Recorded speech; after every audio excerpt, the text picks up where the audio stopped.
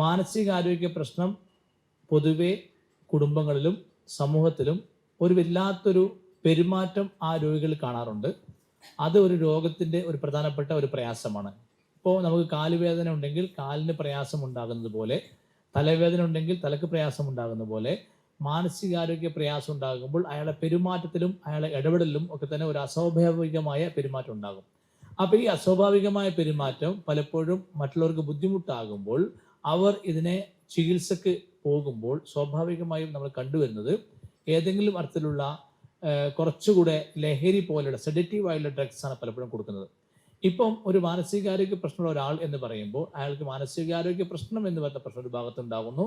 അതോടൊപ്പം തന്നെ കുറച്ചധികം കാലം ചികിത്സ സ്വീകരിച്ച വ്യക്തിയാണെങ്കിൽ ആ കഴിക്കുന്ന അല്ലെങ്കിൽ ആ കഴിച്ചുകൊണ്ടിരിക്കുന്ന മരുന്നിന്റെ പ്രയാസം ഉണ്ടാകും.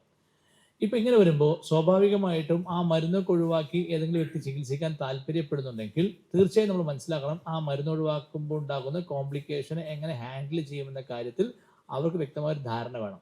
അപ്പോൾ ഏതായാലും അങ്ങനെ മരുന്ന് ഒഴിവാക്കി കഴിഞ്ഞ് കോംപ്ലിക്കേഷൻ ഇല്ലാതെ പൂർണ്ണമായി രോഗം സുഖപ്പെട്ട ആളുകളും ചില കോംപ്ലിക്കേഷന് ശേഷം വളരെ ശ്രദ്ധയോടെ അവരെ ബന്ധുക്കളൊക്കെ തന്നെ അതിനെ കൃത്യമായി പരിചരിച്ച് കൈകാര്യം ചെയ്ത് രോഗം സുഖപ്പെട്ട ആളുകളും, എന്നാൽ പാതി വഴിയിൽ ചികിത്സ ഉപേക്ഷിച്ചവരൊക്കെ നമുക്ക് ഇഷ്ടംപോലെ കാണാൻ കഴിയും. ഞാൻ സിമ്പിളായി പറയുന്നത് എല്ലാ ആരോഗ്യ പ്രശ്നങ്ങൾക്കും അക്യുപഞ്ചർ ചികിത്സ ഉപയോഗപ്പെടുത്താൻ സാധിക്കുന്നത് പോലെ ഒരാളുടെ ബിഹേവിയർ ഡിസോർഡർ അല്ലെങ്കിൽ പെരുമാറ്റത്തിൽ ഉണ്ടാകുന്ന കുഴപ്പങ്ങൾ ഇത് മാനസികാരോഗ്യ പ്രശ്നങ്ങളായി പലതരത്തിലുള്ള പേരുകളായിട്ട് ഇപ്പം എന്താ പറയുക, നമ്മൾ ഈ ചില സംശയ രോഗങ്ങൾ എന്നൊക്കെ പറയുന്ന പാരനോയിഡ് ഡിസോർഡേഴ്സ് അല്ലെങ്കിൽ മാനിക് അല്ലെങ്കിൽ ഡിപ്രഷൻ പോലുള്ള മാനസികാരോഗ്യ പ്രശ്നങ്ങളൊക്കെ തന്നെ കൃത്യമായി ചികിത്സിക്കാമെങ്കിൽ രോഗം സുഖപ്പെടുത്താൻ സാധിക്കും.